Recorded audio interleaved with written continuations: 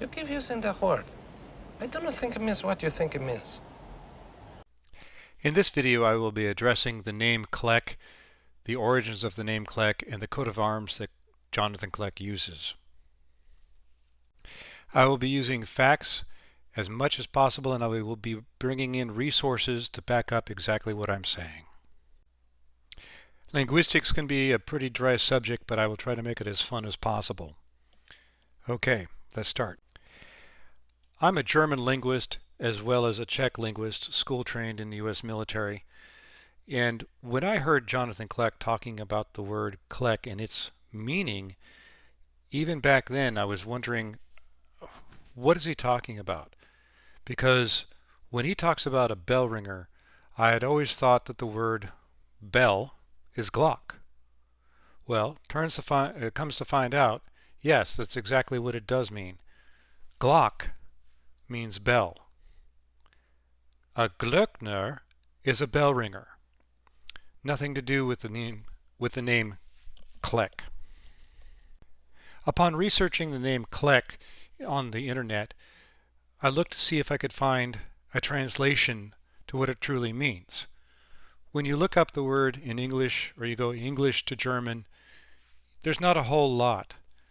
There's some words that may mean spot or fleck or blot, but I wanted something a little more.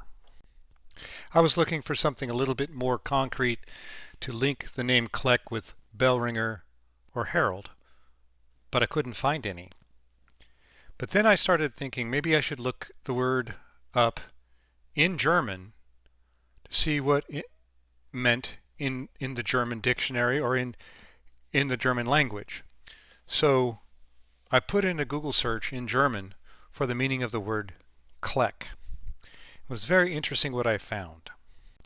It's an onomatopoeia, which is basically the formation or use of words such as buzz or murmur that imitate the sounds associated with the objects or actions they are referring to. When I was looking at the article in German, it was talking about specifically like ketchup packets. When you throw a ketchup packet and it splats on the table, Kleck. That's what it means. You'll see on the slide that it has both the German and the English translation of the article, and specifics the paragraph that I'm about to read. So it says the word Kleck has been onomatopoetic in the meaning for something heavy to throw since the 16th century.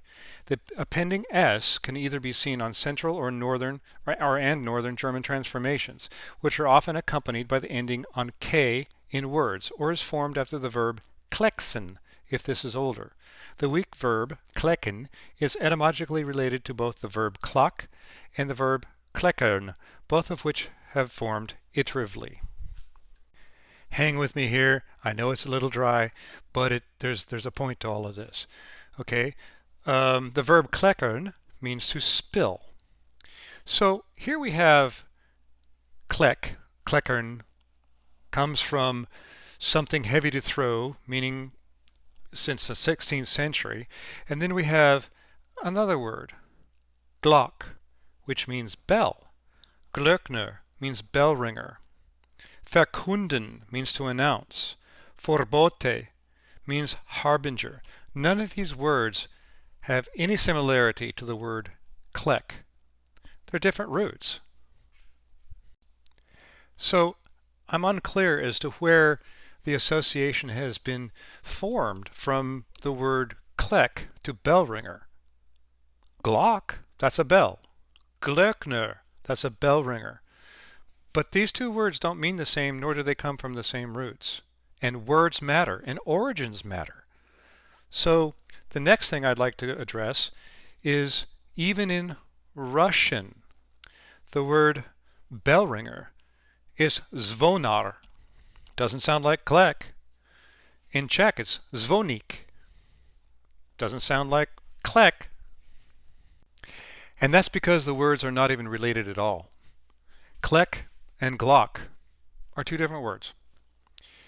One meaning everything from the little blotch that comes out, or the Kleck that comes out after you squeeze a packet of ketchup, or the sound it makes when it hits the wall, to bell, Glock, bell ringer, Glöckner. The next thing I want to get out here in the open is the coat of arms that Johnny uses. It comes from Belarus, and the coat of arms isn't for an individual, it's for a city in Belarus called Kleck. The formation of the coat of arms in the city of Belarus, Kleck, you've got a crown and a hunting horn. The crown is a ducal crown, and it symbolizes the special status Kleck had as a center of the Duchy of Kleck, which was directly owned by the Grand Dukes of Lithuania in the 14th and 15th century. The hunting horn symbolizes the Radziwill magnate family, which owned Kleck since 1588. The horn is actually from their coat of arms. Now, a thing about a coat of arms. Coat of arms aren't typically passed down from generation to generation. Coats of arms are issued to individuals. So what we have here is a town that kind of sort of sounds like Kleck or Kletsk from Russia. And it has a horn on it, and it's got a crown on it, but they're not related whatsoever. Not whatsoever to the name Kleck. You can have names, you can have words coming from completely different roots and different languages, and they can sound the same, but they don't have the same meaning, and they don't come at all from the same direction of understanding. And that's what we have here. We've got one association with the name Kleck, and it sounds like Kleck or Kletsk, and that's how we make our association. That's the only link. So the coat of arms is not from an individual. This particular coat of arms is from a town in Belarus, and it was owned by this family for centuries. And part of this town's coat of arms actually comes from this family's coat of arms. So there's no link. There's no way it could even have any remote possibility of being something that Jonathan Kleck could legitimately claim. The problem with this sort of thing is that we take things at face value. We don't dig deeper on our own to see if these things are true or not. Johnny says it's what it is, and so we believe it, and so we move on. I'm guilty of that. I'm a linguist, and I should have known better. I know that the word Glock means bell, and it has nothing to do with the word Kleck. But it took me almost 2 years, well, over 2 years, to actually make that connection and to understand that, no, it's not what he said it was. It's not what he says it is. So if he says the word Kleck means bell ringer and harbinger, and it doesn't, and he lays claim to a coat of arms that belongs to a city in Belarus that has nothing to do with his name, other than there's a horn on it and a crown. This whole thing is about fact and origins. So what else is he laying claim to that we haven't verified, that nobody's taken the time to look back and see, oh, well, this is actually the way it is? Because we've taken it all in face value. We've taken it all because he says it's true. But now I've shown you that the word Kleck doesn't mean bell ringer. It doesn't mean harbinger. I've shown you that the coat of arms has got nothing to do with him whatsoever. As a matter of fact, the only association is his name sounds like his last name. Etymologically speaking, there is no connection whatsoever.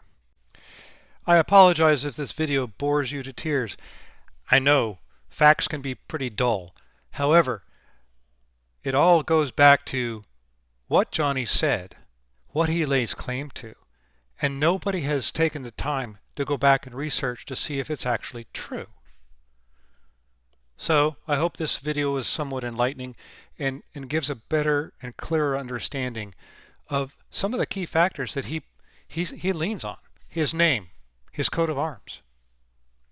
If those aren't true, what else isn't?